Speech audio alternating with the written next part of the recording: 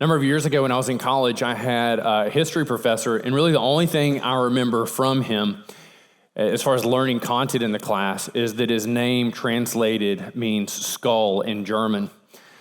And so I don't know how to kind of mark that on an eval, but 20-something years later, that's all I remember.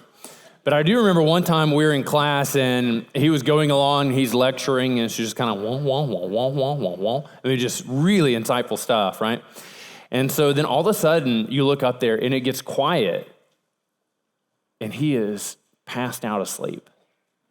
I mean, sitting on a stool, lecturing, I mean, just this number. At first, we thought, he doesn't remember what he's going to say, but then, like, seconds turned to minutes. And this is a freshman lecture class. You have 50, 60 students in there, and we're all kind of looking around, really uncertain. We've not been in college very long. We know everything, but we've not been in college very long. So we're trying to figure out what to do. Like, when can we leave? I mean, that's really what I want to do. I'm barely there anyway.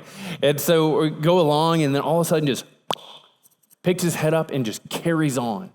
Like he had not skipped a beat. I mean, there's no telling how many times. He's probably worked doing this lecture. He's like, hit this spot, nap for 15 minutes. He's like, he's power napping because he's getting ready to talk about the Reformation or something. I don't know. So he fell asleep in this, but he picked right back up from where he left off. Well, this week, a number of you have chosen to sleep, and maybe you don't remember where we left off. And so where we left off last week was, I don't know, it's a weird connection, right? It works in the first service, not so much here. We left off with the story of the Passover. So the Passover, the Israelites are in Egypt. They're enslaved to the Egyptians. God sends 10 plagues. The last plague strikes the firstborn. And the Egyptians, when they experience this plague, they're not willing to let the Israelites leave. They're like, get out. You got to get out of here. Listen, we're going to pay for your trip. Here's all our gold. Here's all our raw materials. Take this. And so the Israelites are paid for the exodus by those who are enslaving them, by the Egyptians. So they leave. They cross over the Red Sea. God parts the waters. They cross over. Pharaoh's army journeys in. The waters come back over them. And so that's what happens immediately, but we really need to cover several hundred years of history to get us to Palm Sunday. So God is leading the people from Egypt, from slavery, to the land flowing with milk and honey. The Bible refers to it as the Promised Land. So as they get closer to the Promised Land, God has given them the law, He's entrusted them, He's formed them and made them. And as they draw up to the River Jordan, they send this expeditionary force into the land to kind of survey the land and to see, is it what God said it would be, and how are we going to go in, and how's that going to be? Well, this small group of people come back, and they're like, y'all, this land is amazing, but when we looked at the people, we're like tiny little bugs compared to them, and they're going to squash us. We cannot go into this land. And so Moses is like, check this out. You rebelled. This whole generation's going to pass away. We're going to wander in the wilderness for 40 years, and then we're going to come right back at the land. Well, the people are like, oh, so we didn't know that was the alternative. And so let's do this. Like, let's go. Let's take the land. So they run up into the land, and sure enough, what happens? They are like little bugs. They do get squashed. And so then God takes them on this 40-year pilgrimage, fashioning them into the people for His name and the people for His blessing. So 40 years passes, they cross over the River Jordan into the land, and God's paradigm of understanding for them is that they would drive all the people from the land, that they would completely occupy the land, and worship of Yahweh God would be the exclusive worship in the Promised Land. But the way they engage, they go over and they're doing really well and they're driving people out, and then they look at this area and they're like, listen, this area is 90% contained. Let's move to the next area. And they move to this area, and like this area is 70, 60. You know what? Like half the people are gone and everybody's afraid of us. Let's just leave it as it is. When leaving it how it was in so many of these areas, what they began to experience was the persecution and the overwhelming number of people turn against them. And as the people of the land turned against them and they began to experience persecution, what they did was they cried out, God, deliver us.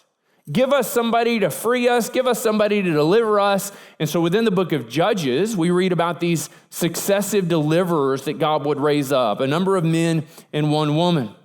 And so the people would cry out. God would send a deliverer. He would drive out the people from the land. They would return and have peace and have prosperity, and then head right back down that hill into rebellion. And then they would suffer oppression, and they would cry out again and again and again. Well, eventually, after this period of judges, the people look around, and they look at all the nations around them, and they begin to have this kind of statement, and we read it in 2 Samuel in chapter 8. You know what we see? Everybody around us, they've got kings. They have kings. Like, this is what we need. We need a king. If we had a king, he'd have an army. If we had an army, we'd go out, we'd march to and fro. Our borders would be secured. Our people would dwell in peace and prosperity. What we need is a king. So they go to Samuel, who's a prophet, and they're like, give us a king. We want a king. We want to be like everybody else. So Samuel goes to the Lord, and he tells him the people want a king. God says, this is not a rejection of you, Samuel, but it is a rejection of me. Give them what they want. So Samuel goes out, and he finds the first king of Israel, and it's a guy named Saul. Now, Saul, the Bible puts it pretty candidly. When it's talking about Saul, it says, he is fine. I mean, that's just kind of what it says. Now, maybe not your translation, but that's essentially what mine says. It says, y'all don't believe me. But it says Saul was heads and shoulders above everybody else. He was tall, broad shoulders. I mean, he is a good-looking guy. He is the kind of guy that would be the lead role in any movie that's going to play in his day.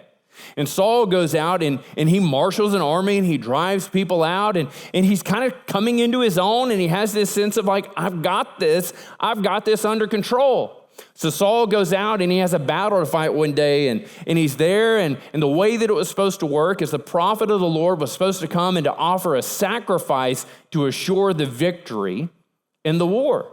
And Saul's out there, and he's a little bit impatient, so he's kind of doing this number.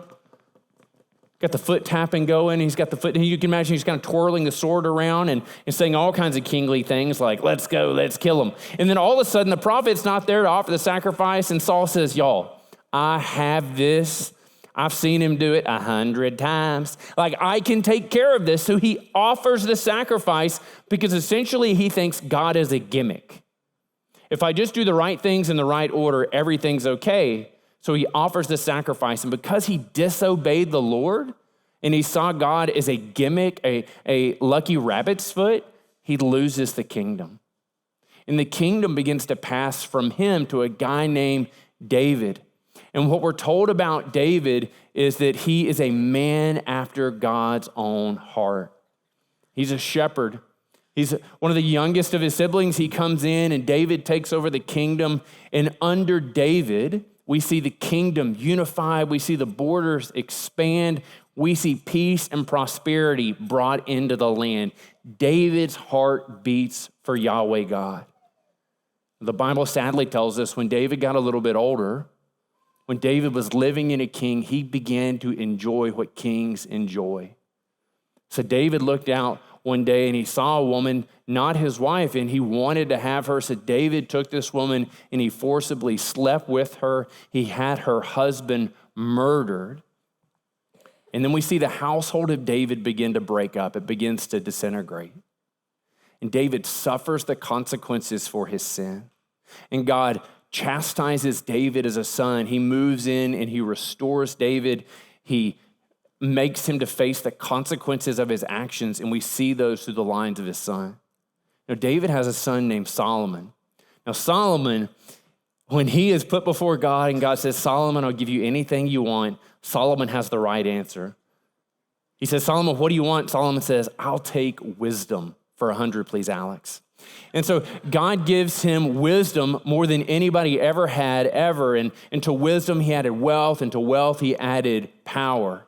And Solomon, in his great wisdom, made treaties and alliances with everybody around him. The borders are pushed back further. Everything is great. Everything is wonderful. But Solomon, too, begins to pursue those things that are at the center of his core and his heart. He begins to pursue other women. He begins to pursue other gods. And Solomon follows the way of man instead of following the way of God. In the passing of Solomon, we come into his son, a guy named Rehoboam. And y'all, from Rehoboam, everything just kind of heads downhill, and it heads downhill quickly. Rehoboam comes in, and you can imagine having your dad be the most successful king, the most successful CEO of an industry. And so you come in and you have a sense of like, I've got to do this. I've got the pressure of dad's mantle upon me. So everybody comes up to Rehoboam and they say, hey, listen, your dad put a heavy yoke, a heavy burden on our shoulders. If you'll lighten that load a little bit, we're going to serve you forever. So Rehoboam goes and he goes to some older men, some wise sage counsel, like some gray hairs, long beard. And he says to them, like, this is what they say. What do y'all think? And so they kick back and they're like, well, that is a big problem. But what you need to do is to give the people what they're asking for, lighten their burden, and they will indeed serve you. So then he goes to his buddies and he's over there. He's like, you know what it was. You know how dad was. You know how the people are. This is what they say. If I lighten their burden, they'll serve me. And his friends who have nothing to lose. That's always the best thing. Ask people who have no skin in the game questions, right? And so they're like, listen, this is what you need to do. You go back to those dirty jokers and you say, listen, my dad disciplined you with whips. I'm going to discipline you with scorpions. He's like, that's the coolest thing I've ever heard. So you can almost kind of see him there in his mind. He's got fishing line, wrapping it around scorpions, and just envisions himself, like whipping the heck out of them. So he goes back and he tells them, and what happens? The whole kingdom split in half. So then we've got Israel in the north and Judah in the south. From this period of history, we see good king, we see bad king. We see good king, we see bad king. And ultimately what we see is all the people of God go into exile in Babylon. And it's in exile in Babylon for 70 years they wait. Now, when the book of Zechariah picks up, the people have returned from Babylon back into the land. And as they come back into the land, they look around and what they see are their homes devastated, the temple laying in ruins.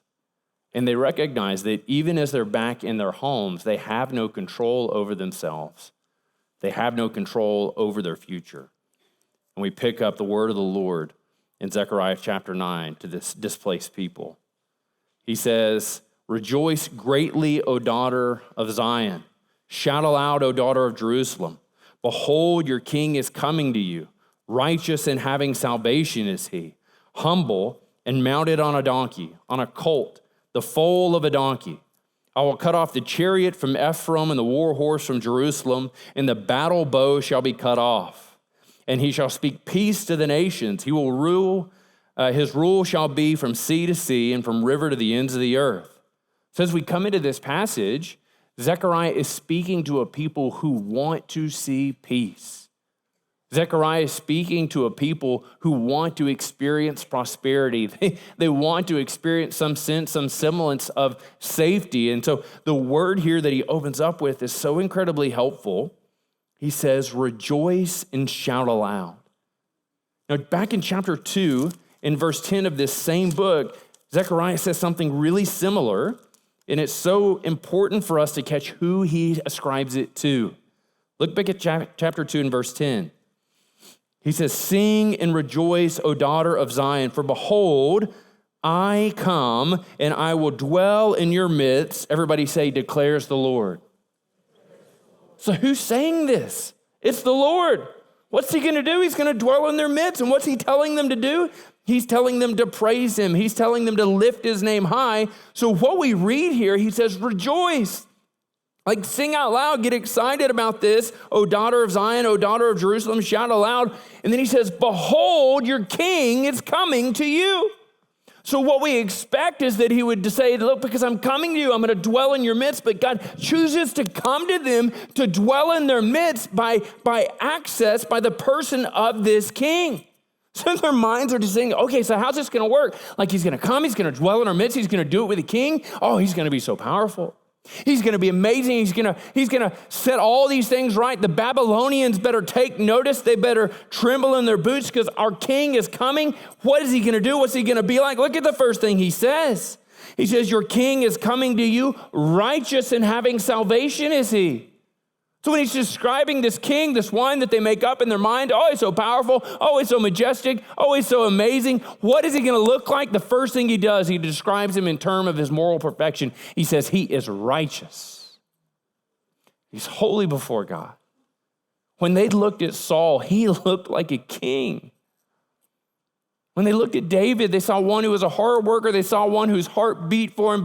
And over again through the kings of the Old Testament, we find out that they are men fragile and depraved. But when God says shout and sing, when he describes a king that's coming to them, what does he say about him? He says he is righteous. He is one whose heart beats for God and for God alone. And more than just the fact that he's righteous, y'all, he says having salvation. So this is a king who is perfect in terms of morality, but he's also one they can come to and to be safe. He's one they can come to and trust in. He's one that they can come to and find freedom in. He's one they can come to and find healing in. He's one they can come to and trust him fully and completely. And so what does that lead them to believe? He's powerful.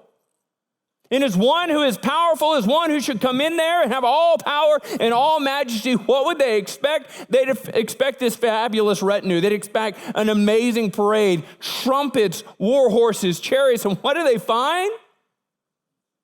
They find humility. Righteous in having salvation is he. Humble and mounted on a donkey, on a foal of a donkey. So this king that they're supposed to be looking for, this king that they're supposed to be expecting and longing for, they got to know that he shows up in humility. And as a humble king, he is perfectly accessible to all the broken places in their life and your life. So this humble king comes in, and what we find is that to this humble king, as he comes into his kingdom, God himself moves to destroy and to dismantle all the tools of war. He said he's going to cut off the chariot from Ephraim, the war horse from Jerusalem. The battle bow shall be cut off. So what he does is he looks at all the various instruments of war, and he says, I'm going to destroy all of these so that this king's rule can reign forever.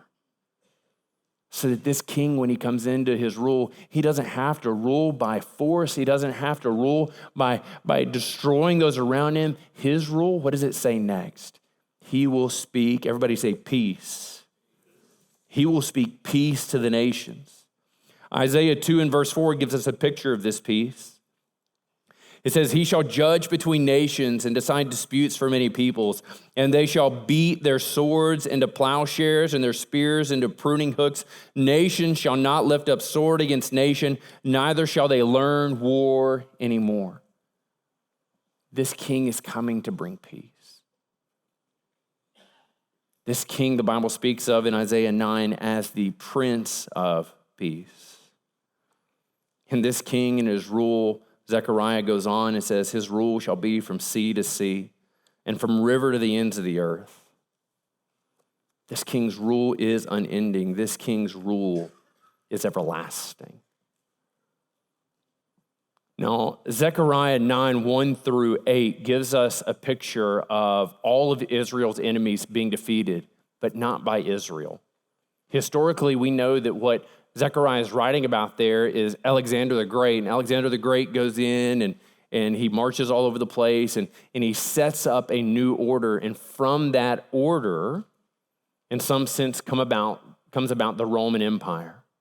Now, between the writing of Zechariah and the advent, the coming of Jesus, there's about 500 or so years. Between the end of the Old Testament and the beginning of the New Testament is 400 years. So when Jesus comes on the scene, the people are ready for release and freedom. They want to see the Romans pack a bag and head out of town. They want to see their empire come to an end. They want to see themselves to have some sense of autonomy and freedom. What they want is a king. What they want is a ruler strong and mighty to deliver. What they see in Jesus, they can't quite put their finger on, but they know it's something to pay attention to. You see, they see and hear in Jesus one who returns sight to the blind. They see and hear in Jesus one who gives hearing back to the deaf. They see and hear of Jesus that he's one who fed the multitudes with a meager to-go lunch. And what has happened most recently is Jesus, as he's left Galilee and he's headed back to Jerusalem one last time, Jesus has raised a man from the dead. Jesus' friend Lazarus died and he entered into the grave, and Jesus called him forth and he was raised from the dead. And during his day, really during any day, you raise somebody from the dead like you're writing your own check. You're not paying for very many lunches anymore. But Jesus raises Lazarus from the dead, and it's all people could talk about. Oh my goodness, like there he is. People would say, he wasn't all the way dead. Like he was just mostly dead. No, like he was fully dead, like stink on stink dead. Like his sisters thought he was dead. His family thought he was dead. He was dead. Jesus raised him from the dead. And they're like, okay, fine, he was dead, I concede. That's awesome. And so because it's awesome, everybody wants to be around Jesus. They're close to Jesus. They want Jesus in their life because of what he has done, not because of who he is. And so as Jesus is heading from Bethany to Jerusalem, he's a couple miles away, and he mounts the colt and is led behind a donkey. Verse 4 of chapter 21 in the book of Matthew, it says, this took place to fulfill what was spoken by the prophet, saying in quoting Isaiah 62:11 in that passage we read in Zechariah 9:9. Say to the daughter of Zion, behold, your king is coming to you, humble and mounted on a donkey, on a colt, the foal of a beast of burden. So Jesus is coming back to Jerusalem for Passover. And there's this myriads of folks are coming back to Jerusalem because of Passover. And they begin to hear these stories about Jesus. And they begin to see him. And he's coming near to them. And he's coming near to them in the most unlikely of ways. And so you can imagine kind of being there and you're hearing people shout and cry out and you see the crowd and you're hearing them say, Hosanna, glory to the King, Hosanna to David in the highest, Hosanna, which means God save us. And they're declaring all these things. And you see palm branches falling. You see people ripping off tunics and throwing them on the ground. And you can't understand what's going on. And then all of a sudden the crowd spreads. And what you see in the distance is the most unlikely thing of all. You see, in your mind, the fanaticism, the joy, what would have been in some sense a rebellion against Rome should have been a display of force. Jesus on a war horse. Jesus marshaling the men of Israel to take up arms to drive out the Romans. How does Jesus come? Righteous and having salvation, you see. And he speaks peace to the nations. How is Jesus declared? How is Jesus greeted? He is greeted in fantastic fanfare. He is greeted in absolute bedlam. Verse 9 says, the crowds that went before him and those that followed him were shouting, Hosanna. They were shouting, God save us to the Son of David. Blessed is he who comes in the name of the Lord. Hosanna in the highest. God save us. And what they failed to recognize is he's the only one who could. But his salvation for them was different than they wanted and certainly different than they expected. And so what we find is that Jesus, all of these people before him, behind him, crying out for his name, all they wanted was this king to come in and to set everything right. They wanted freedom. They wanted autonomy. They wanted to be able to exist as the free people of God outside of the oppression of Rome. And they saw in Jesus the one who could maybe effect this for them. But Jesus, they wanted Jesus to be a king in their own making. They didn't want Jesus to be the king that he was. So Jesus comes into Jerusalem. Everybody's losing their minds. And listen to what it says in verse 10. It says, when he entered into Jerusalem, the whole city was stirred up, saying or asking, yo, who is this? Like, I didn't even know what we were doing. I was out there, I had a machete in my hand. I saw everybody else cutting down trees. I cut down the guy's tree. He was a little bit sore about that. But I just did it because everybody else was doing it. And then everybody started throwing their tunics on the ground. And I didn't even know what was going on. I was like, fine, take my tunic. I threw it on the ground. And then all of a sudden I'm standing back. I'm like, who is this guy? All I know is I don't have a tunic anymore. And I have a machete in my hand. And I'm super sweaty and yelling. And I don't know what we're all excited about. They didn't really understand who he was. So everybody's asking a question, who is this? And what the text tells us is that the crowd said of Jesus, this is the prophet Jesus from Nazareth of Galilee.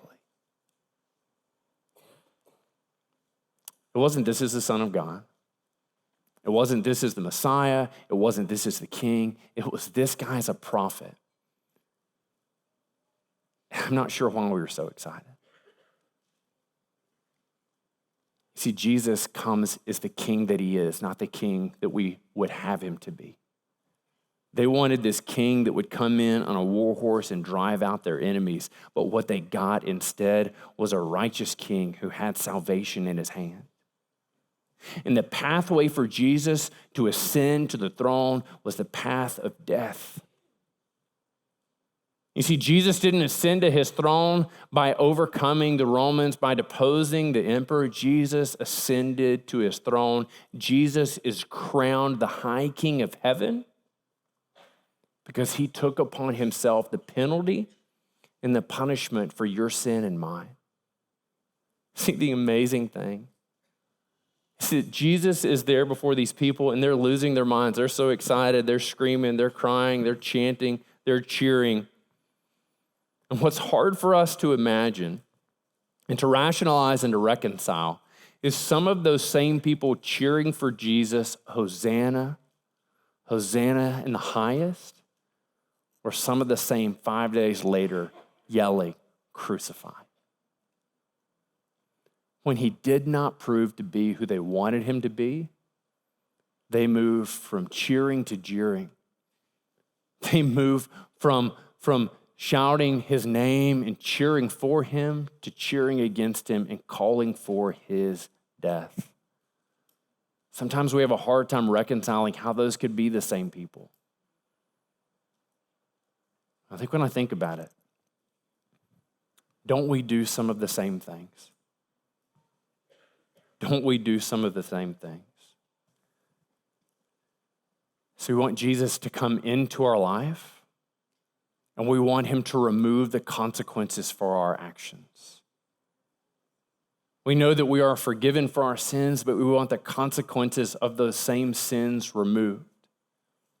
And when he doesn't remove the consequences for our sins, we look at him and say, this isn't what I want. This isn't how I want you. This isn't how I want to experience you. I want you not just to remove my sins, I want you to remove the consequences of my sins.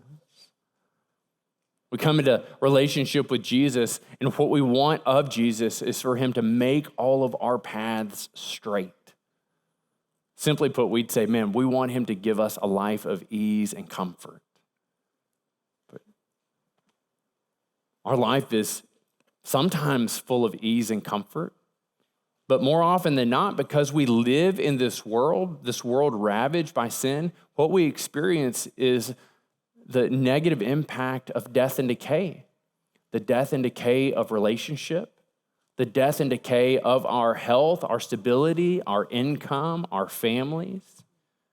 We experience all these negative things in life. And so we look back at it and say, this isn't like, I don't raise my hand like Micah. Like we want something more. We want ease. We don't want this. Really, in some sense, what we do in wanting this king is we want a king made in our own image and our own likeness. You see, the Bible tells us back in Genesis chapter 1, verse 25 and 26, that God made man in his own image, in his own likeness, that we're made to reflect God. But too often what we want is a God that reflects us and our desires and our cares. That is not who he is. You see, Jesus comes in total and complete perfection. He is righteous. And as the righteous King of heaven, he has the salvation of the world in his hand, and his hand is open and extended to you and me. And his hand is open and extended to us because when he was given the choice, he chose death for you. Jesus suffered the consequences of your sin and mine. But the crazy thing is, even having suffered the consequences for your sin and mine, he doesn't look to you and say, so you owe me. He looks to you and in love, he welcomes you to come to him. Will you come to this King? Will you come and worship him for the King that he is? Will you come and worship him for who he wants to be in your life? Jesus, speaking to one of Lazarus' sisters, said these words in John chapter 11, verses 25 through 27. I am the resurrection and the life. Whoever believes in me, though he die, yet he shall live. So what Jesus calls us to do is a radical death to self and a living for him. Righteous and having salvation is he. The King of heaven longed to take up residence in your heart that you may die to yourself and live for him. He says, everyone who lives and believes in me will never die. So he asks her this question, do you believe this? And in her answer, you and I find a pathway to peace, to forgiveness, and to life everlasting. Listen to her words. She said to him, yes, Lord, I believe that you are the Christ, the Son of God, who is coming into the world.